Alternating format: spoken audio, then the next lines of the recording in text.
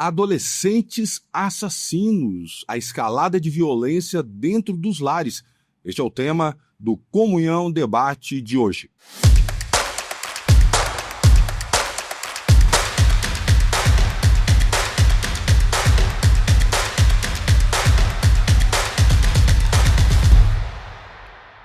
Olá, seja bem-vindo ao Comunhão Debate. Eu sou o Cristiano Stefanoni e hoje nós vamos falar de um tema que tem mexido com a população brasileira. Há pouco tempo nós vimos acontecer no Rio de Janeiro um caso estarrecedor. Um garoto de apenas 14 anos de idade pegou a arma do pai, matou o próprio pai, a mãe e o irmãozinho de apenas 3 aninhos de idade. E o mais assustador foi o depoimento desta criança na polícia. Segundo o relato dos próprios policiais, ele disse que fez aquilo porque havia sido impedido de encontrar a namorada, um caso que tinha arrumado pela internet, pelas redes sociais. E disse também, de forma muito fria, que ele seria capaz de fazer tudo de novo sem se arrepender. Casos assim têm se multiplicado pelo país e têm assustado sobre o que realmente tem levado crianças, pessoas tão jovens, a cometerem crimes tão bárbaros e com extrema frieza. Para falar sobre esse assunto tão importante e necessário, nós convidamos um time especialista em saúde mental e espiritual. Aqui conosco, no Comunhão Debate, nós temos a presença da Fabiana Lima, ela que é psicanalista infantil e orientadora parental. Também aqui conosco nós temos o pastor Veloso, ele que é psicanalista, palestrante e doutor em dependência química. De forma online, aqui conosco também nós temos a participação do pastor Edson de Oliveira Pinto, ele que é doutor em psicologia, é antropólogo, psicanalista e terapeuta familiar. Meus amigos, sejam bem-vindos ao Comunhão Debate de hoje, um assunto delicado, importantíssimo e que tem preocupado muitos pais que têm filhos e têm acompanhado os noticiários aí. Bom, a primeira pergunta que eu vou fazer para vocês, ela é a básica de todas. Por que será que tem acontecido tanta violência familiar, incluindo aí, partindo de crianças, jovens, adolescentes? Eu gostaria de começar com a doutora Fabiana. Fabiana, o que pode estar por trás de tanta violência como essa? Boa tarde, é um prazer enorme estar aqui. E que pergunta já assim crucial, né? Porque a ideia é, a gente está falando sobre a ótica da paternidade, da parentalidade ou dos filhos. Cristiano, você quer que eu responda pela ótica da parentalidade ou dos filhos? Eu acho pelos dois ângulos aqui, para a gente poder analisar os dois ângulos. Entendi. Mas independente vai ser uma resposta só. Foi uma pegadinha, Cristiano. Olha só, quando a gente pensa em filho, a gente entende que filho é resultado de um meio. E como a gente costuma falar na clínica lá com os pais, com essa orientação parental, não é sobre culpa, tá bom? Mas é sobre responsabilidade. A Bíblia, a gente vai fazer um paralelo com a Bíblia, tá? A Bíblia fala que nós somos guerreiros e arqueiros e que a gente lança flecha. Mas entre o arqueiro e a flecha existe um instrumento que é o arco e flecha. Esse instrumento é o ensino. Então, eu acredito que nós, pais desse século, nós estamos falhando nessa responsabilidade. E, Cristiano, quando eu falo responsabilidade, é de entender sobre saúde mental. Coisas básicas como temperamento, linguagem do amor, entende? Conhecer tete a tete aquele filho. Eu acho que é nisso que os pais de hoje, nós estamos falhando, Cristiano. Certo. Pastor Veloso, eu queria sua análise sobre isso aí também. Por que está aumentando tanto o número desse tipo de violência no país? Lamentavelmente, esse assunto que aconteceu agora a nível nacional, toda a mídia falou sobre isso, aqui no Espírito Santo, onde nós estamos, vamos dizer assim, é normal estar acontecendo. Vários momentos eu fui convocado, inclusive pela polícia, para outros canais de televisão, para dar uma explicação por que aquela criança, aquele rapaz, matou a mãe e acaba descobrindo que por trás de tudo isso tem o uso das drogas. A família não deu o dinheiro para ele, ele foi, matou a mãe, saqueou a mãe, Agora, quando me pedem a minha opinião de como psicanalista, eu vou bem fundo, eu procuro saber também a história da família. Não simplesmente culpar o ato, a por que chegou até esse ponto. A gente tem que procurar a história da família para depois chegar a uma conclusão do ato daquele que aconteceu. O pastor Edson, quando a gente, tanto o pastor Veloso como a Fabiana, está batendo muito nessa questão dos pais e do histórico familiar. Eu queria saber do senhor se é por aí mesmo, assim, porque quando a gente vê uma situação dessa, o nosso foco vai principalmente em quem cometeu o crime. Mas a gente entende que a pessoa que cometeu o crime um dia foi um bebê, mamou, trocou fralda, teve festinha de aniversário, como todos os pais normais, entre aspas, costumam fazer com qualquer criança. Ninguém está esperando que aquele bebê que mamou, engatinhou, tirou fotinho com a família, um dia vai matar todo mundo. Ninguém pensa nisso. Aí eu queria sua opinião sobre esse ponto também, por que está crescendo tanto assim? Em primeiro lugar, eu quero cumprimentar Cristiano e a equipe, parabenizar pela iniciativa, cumprimentar também o pastor Fernando, a Fabiana, e realmente é necessário ampliar o olhar. Não podemos olhar somente para o garoto, mas ampliar para o sistema familiar e para o modelo de sociedade que nós vivemos. Eu creio que a gente não pode perder de vista, Cristiano, que o modelo de sociedade tem uma influência muito grande. No passado, se dizia que a família era a célula básica da sociedade e a família influenciava a sociedade. Hoje, a gente sabe que os ataques que a família vem sofrendo a fragilizou demais. Então, eu não sei se podemos dizer isso, fazer essa afirmação. Porque o que nós temos é uma certa maldade organizada através da cultura que influencia a família. Então, a família ela não tem, é como se ela não tivesse condições de reagir a essa estrutura de sociedade que nós estamos vivendo. Então, a gente vai colher esse tipo de resultado. Eu confesso a você que não...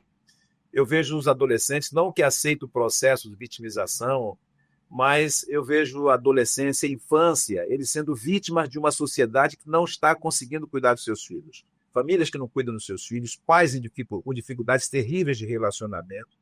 Isso vai refletindo na vida desses filhos. Uma sociedade que não dá suporte à família para fazer o seu papel. A gente vê a família sendo agredida de todas as formas. A gente vê essa agressão na mídia, de um modo geral. A gente vê essa agressão na justiça brasileira.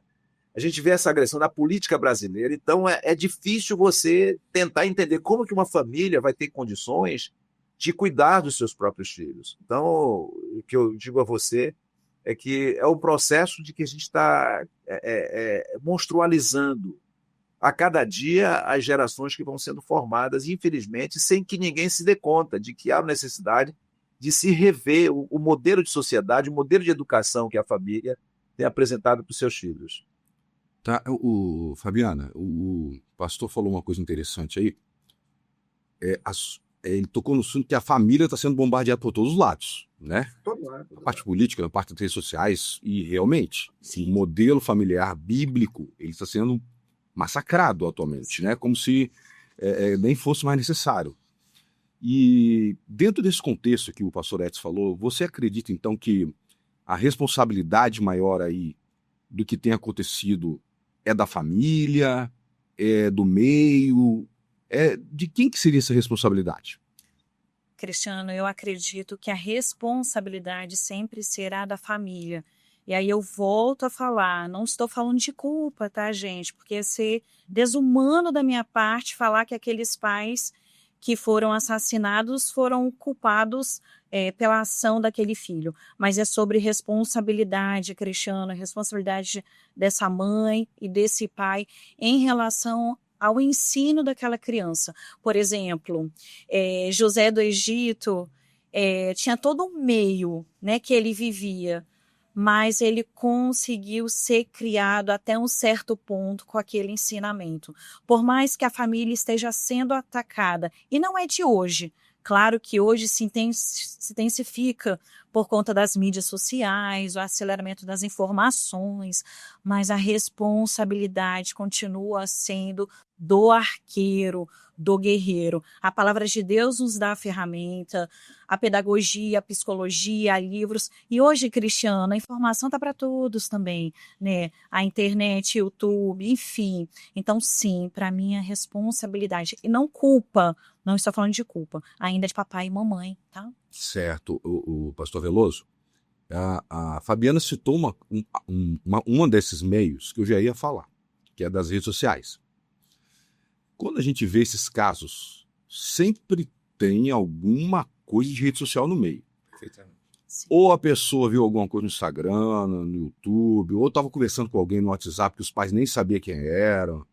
Até quando tem envolvimento de drogas, que é onde o senhor tem o seu doutorado, que é a sua especialização, partiu da rede social, inclusive, né? Principalmente pela facilidade de acesso às drogas e tudo. Eu queria que o senhor falasse um pouquinho sobre isso, sobre os perigos que as redes sociais hoje podem representar para as crianças de hoje em dia. Eu estava fazendo uma palestra sobre drogas lá em Melgaço, aqui no Espírito Santo, e fui falar para crianças, né? Autorizado pelos pais e pela diretoria do colégio, mas antes eu perguntei para as crianças o que querem saber de drogas, e um menino de 8 anos, o mais velho da sala, ele levantou a mão e disse assim: tio, é verdade que mulher, quando fuma maconha, ela tem o seu aparelho reprodutivo estragado? As diretoras botaram a mão na boca aqui, os professores também. E eu falei: onde é que você viu isso? E ele fez assim. Agora, a família deu um celular para ele, internet aberta. 8 anos. Né? Pois é, 8 anos de idade. Sabe, um outro menino lá, lourinho, cabeça raspada, brinquinho. Tio, me fala sobre o K9. A maioria das pessoas, imagino que o telespectador também, não sabe o que é K9. Eu perguntei para ele: onde é que você viu isso? Ele me mostra o celular. E eu expliquei para ele, e no final ele me deu um abraço e falou assim: muito obrigado pela sua honestidade, eu já sabia de tudo. O problema é que quem te pergunta, eles informam a gente. Ou seja, os pais, a família têm que tomar cuidado. A internet está entrando na sua casa, no celular do seu filho, aberto, e está dando essas instruções. Essas coisas que esses meninos fizeram, notícia nacional, você vê isso em filmes, você vê isso na televisão, você vê isso... Videogame, né? Poxa, é muito natural hoje, é muito natural. O pai é inimigo, a mãe é inimiga, então vamos matar os meus inimigos. É a sensação que passa. É verdade. O pastor Edson, como é que o pai e a mãe, ou o responsável, que às vezes o filho é criado, né, pelos avós ou os tios, como é que tem que ser esse controle, né? Eu vou usar o termo controle, porque eu acho que mais se aplica aqui, dos pais em relação a videogame, rede social, porque às vezes o celular ele é um alívio para o pai, né? Às vezes o pai e a mãe estão culpados e fica com o celular aí que eu preciso fazer meu trabalho. E não devia ser assim, né? Os prejuízos que as telas, de um modo geral, têm trazido, interessante que a pesquisa seguras mostrando que as meninas são mais prejudicadas que os meninos, porque elas se comparam muito e começam... no passado você tinha uma mídia mais estática, hoje não, hoje você tem Instagram, você tem uma série de outras coisas que você vê o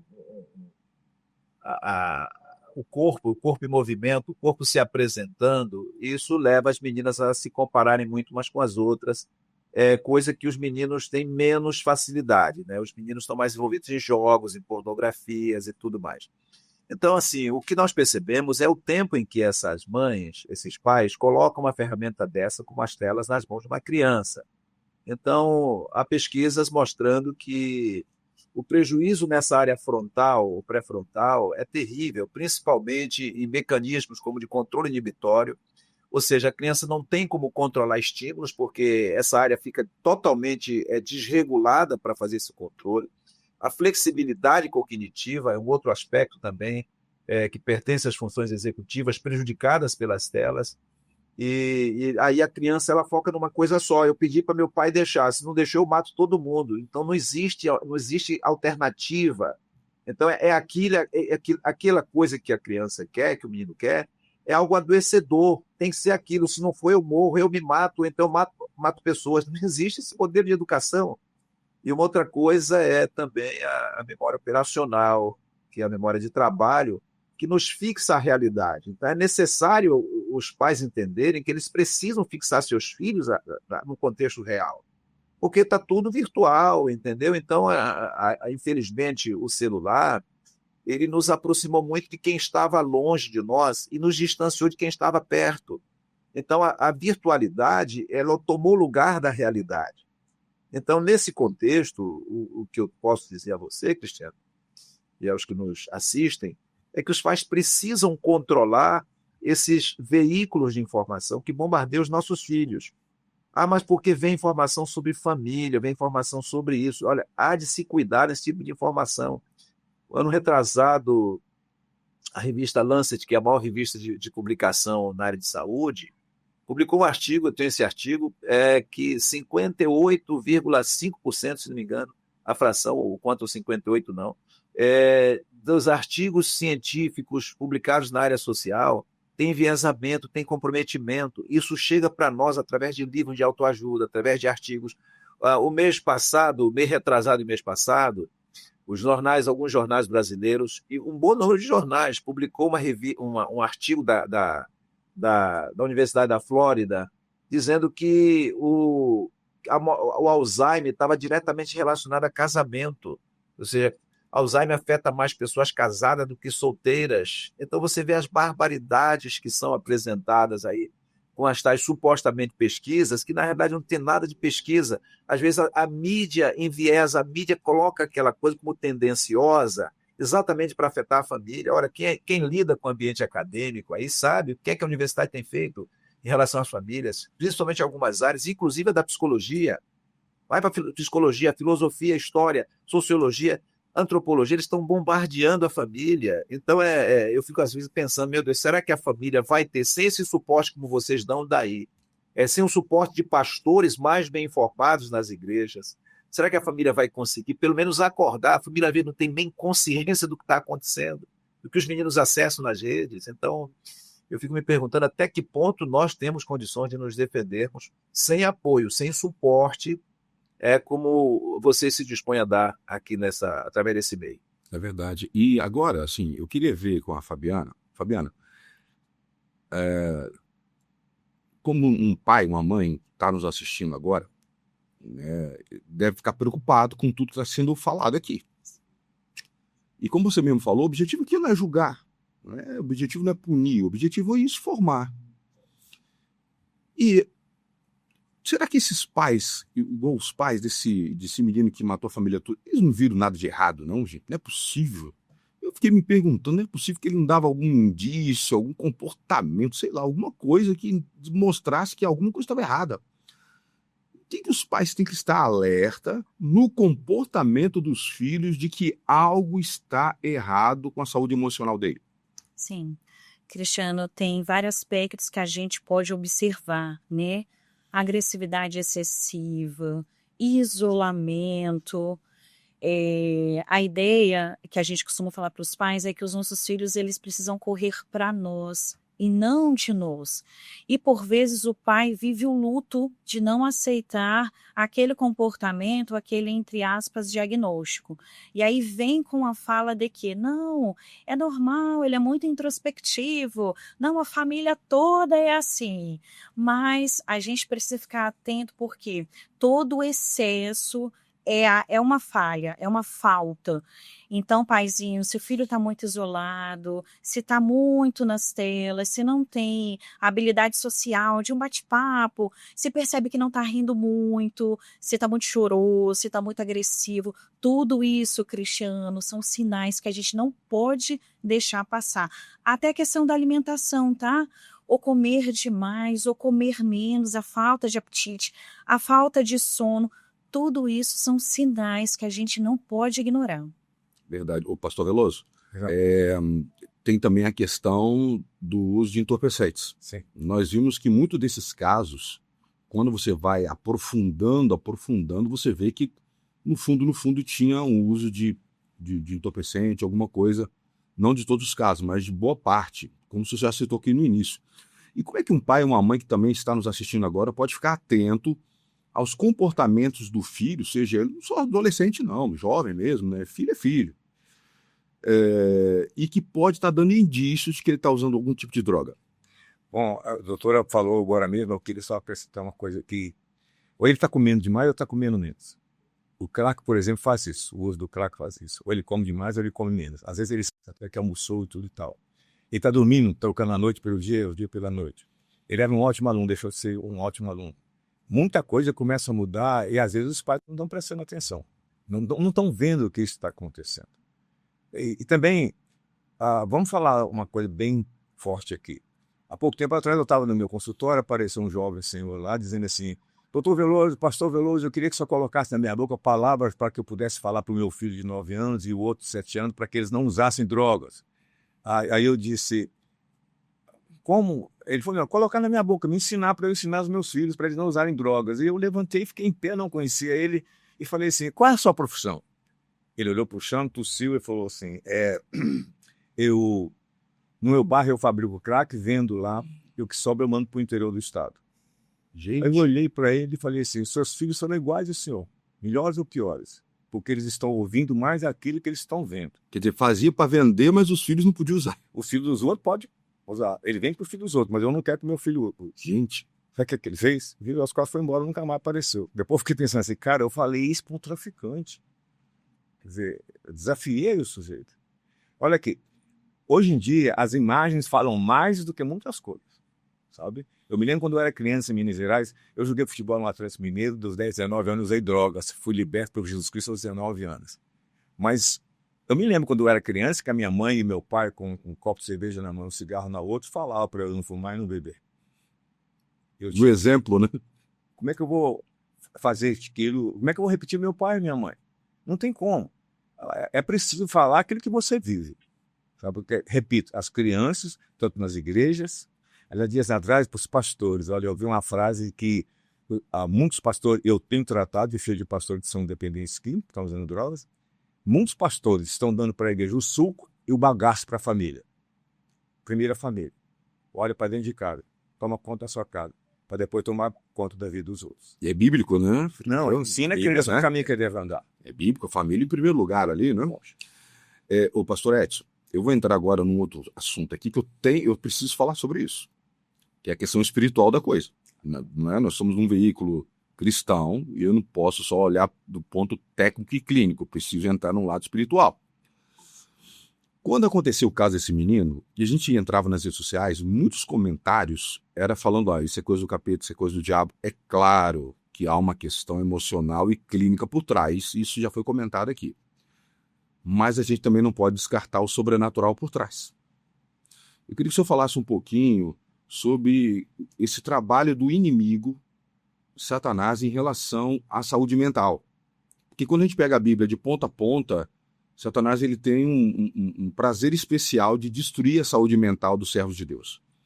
E não inclui só adultos, inclui crianças. Então eu queria que o senhor falasse um pouquinho sobre a importância de cuidar da saúde espiritual dentro de casa.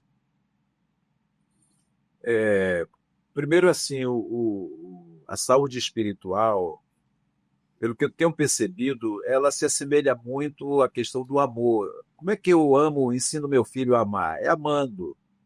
Como é que eu ensino meu filho a ter uma certa espiritualidade? É vivendo essa espiritualidade em casa. Então, eu não colocaria a espiritualidade no campo da cognição, do conhecimento transmitido verbalmente. É uma coisa muito prática, que a criança vê nos seus pais uma referência. Isso, normalmente, o influencia mais.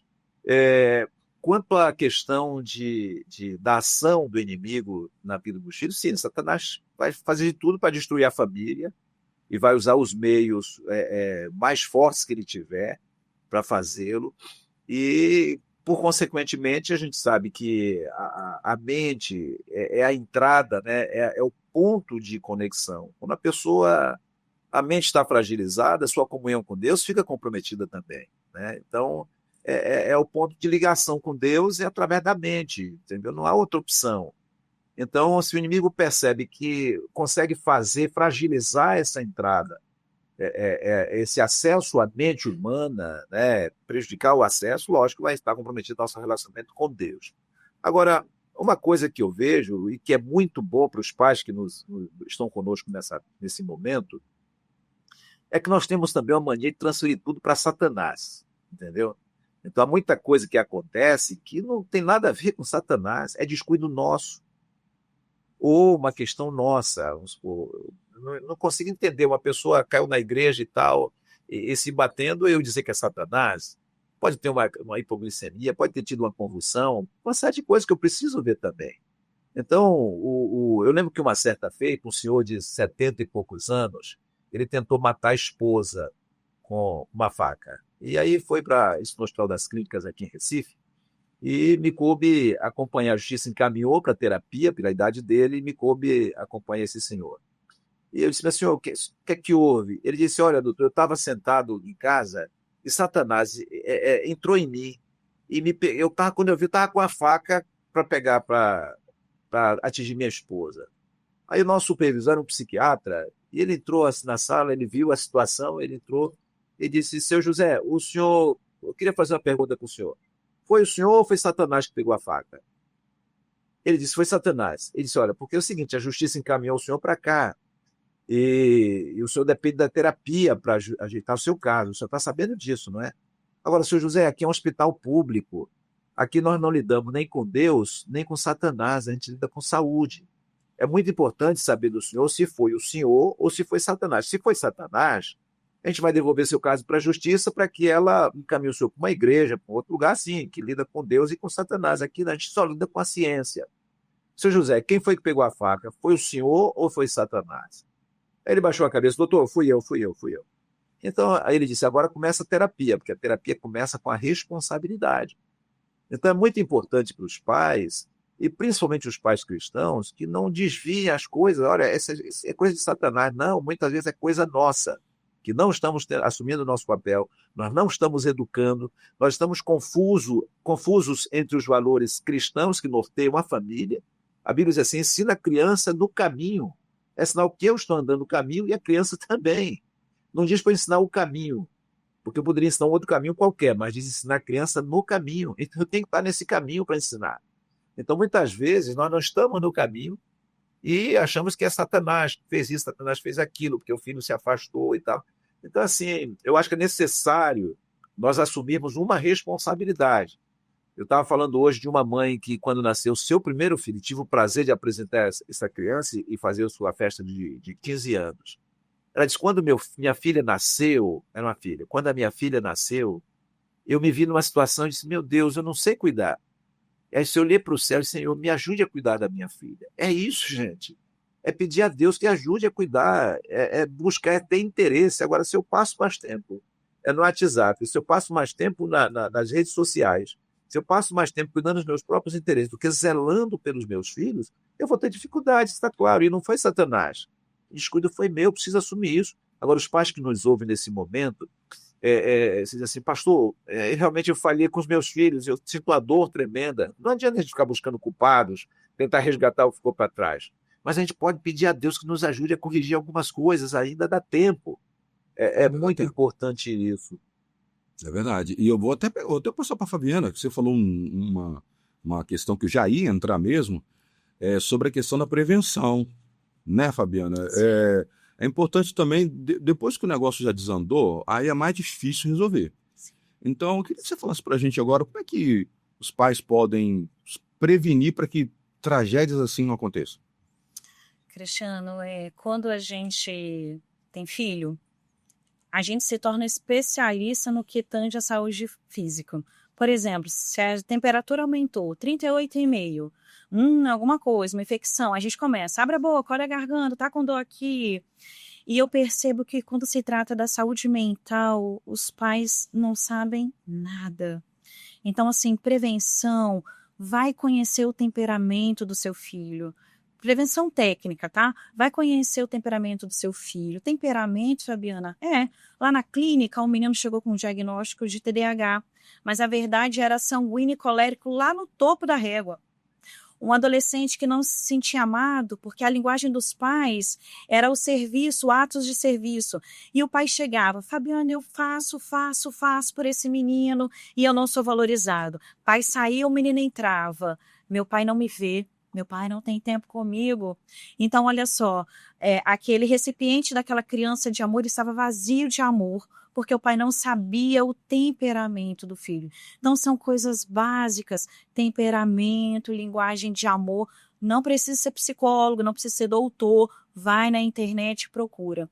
E mais do que isso, existe uma obra milenar, que é a palavra de Deus, que nos ensina na tratativa com nossos filhos.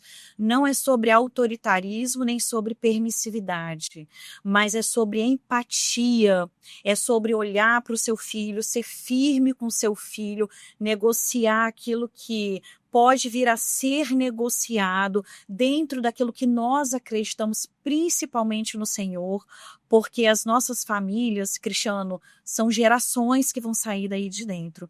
Então, quando a gente fala de prevenção, inicialmente palavras de Deus, viver nesse caminho. Neurando os espelhos eu tenho discurso de meia hora, mas se eu fizer algo, ele vai fazer igualzinho aquilo que eu fiz. É um servo de Deus? Está vivendo a palavra?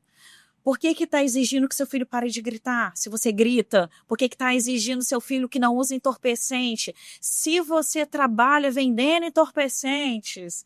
Então é sobre isso. Prevenção não é sobre sermos perfeitos, mas é sobre a gente ter essa identidade. Aí eu volto a falar de ser o arqueiro, de entender que existe um instrumento, que é o ensino, que é esse arco e flecha, que você precisa dominar entendendo a mente, entendendo temperamento, entendendo o que a palavra de Deus tem sobre essa maternidade, essa paternidade, e aí você vai conseguir lançar para o alvo, tá?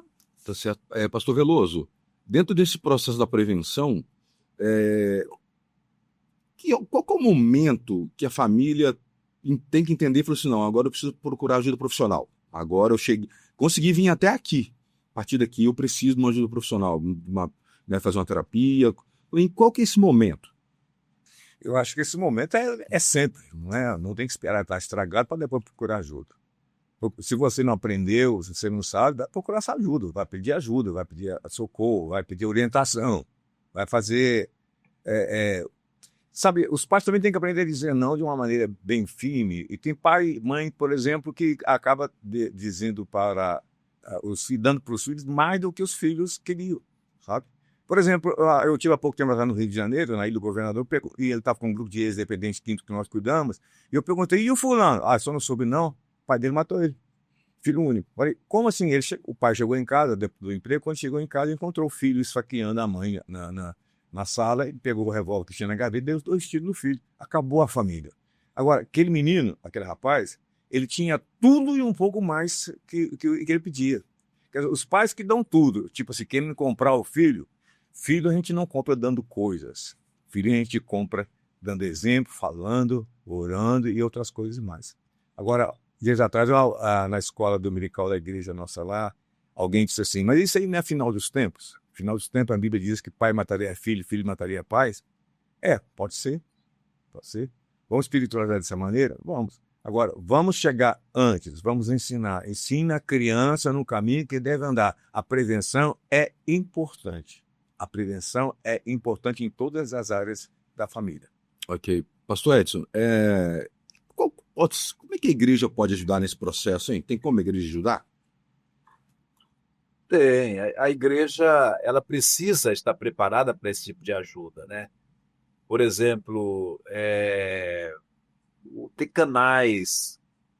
Por exemplo, eu tenho feito alguns trabalhos ajudando a igreja a acolher melhor os pais que têm filhos com autismo, com alguns transtornos ligados assim à infância, né, e adolescência. A igreja pode assim contribuir com aqueles pais que não têm condições financeiras para poder dar um suporte a um filho, Cristiano. Isso é muito importante. Os profissionais da área da psicoterapia, da psiquiatria, todos os profissionais da saúde mental, se abrir também para dar uma contribuição. Isso é também um tipo de ajuda importante para a igreja. E eu queria voltar só um pouquinho à sua pergunta, em que momento procurar ajuda? Tá? Os pais devem procurar ajuda. O pastor Veloso falou muito bem, desde cedo. Mas principalmente quando você vê que algumas funções ou não se completaram ou se desintegraram. Por exemplo, a criança dormia bem e agora não está dormindo mais. Ela brincava, parou de brincar, ela aprendia na escola, parou de aprender, ou ela se relacionava com outras crianças, agora ela está se isolando.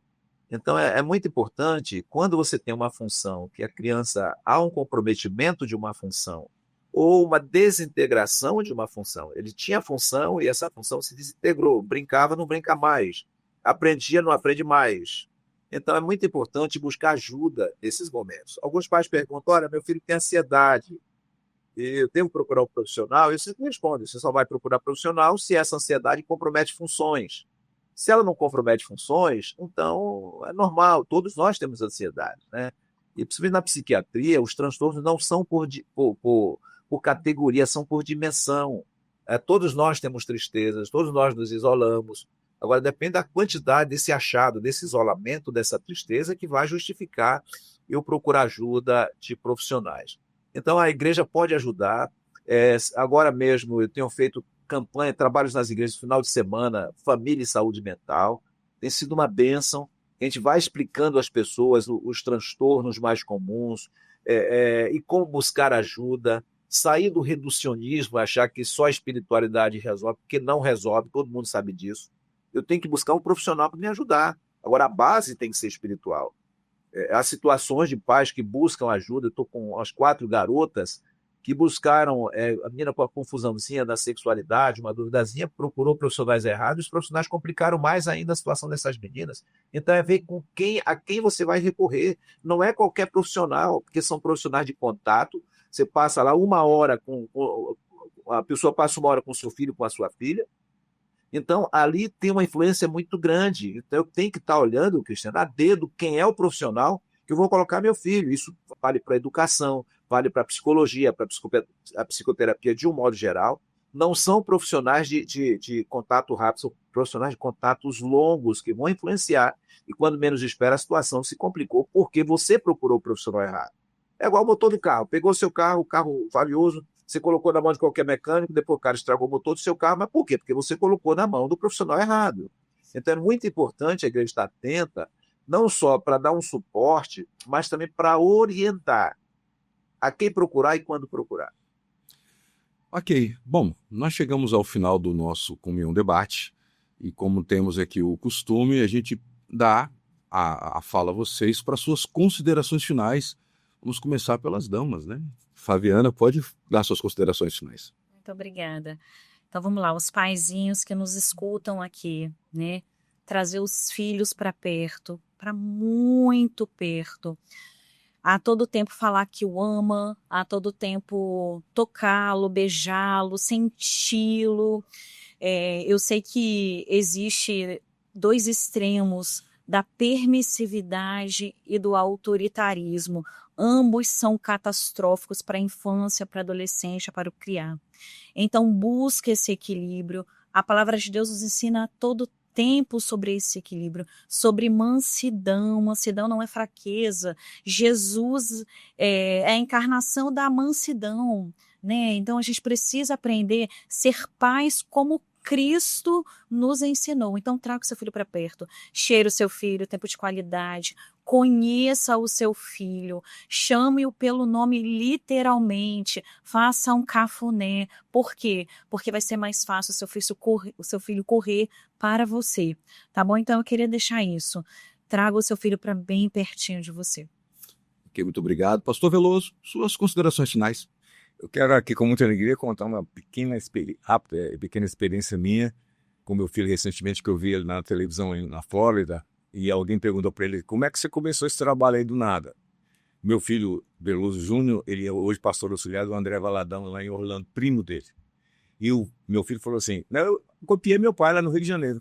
Meu pai, do zero, montou o primeiro centro de recuperação para dependentes químicos do Brasil, sem saber de nada, do zero, ele começou do zero. Eu copiei meu pai para fazer isso que eu estou fazendo aqui nos Estados Unidos. Eu fiquei bem orgulhoso, porque o filho da gente está olhando para a gente. Pai, mãe, os seus filhos estão aprendendo com você. E se você não sabe ensinar, faça isso que o doutor falou, que o pastor falou. Procure alguém profissional gabaritado. Não só do ponto de vista psicológico, mas também espiritual. Tamo junto. Um abraço para todos vocês. Ok, pastor Veloso, muito obrigado. Pastor Edson, suas considerações finais, por favor. Eu quero somente apelar às pessoas que nos assistem nesse momento e dizer uma coisa. Se você quer melhorar a qualidade da sua família, tem que melhorar primeiro o casamento.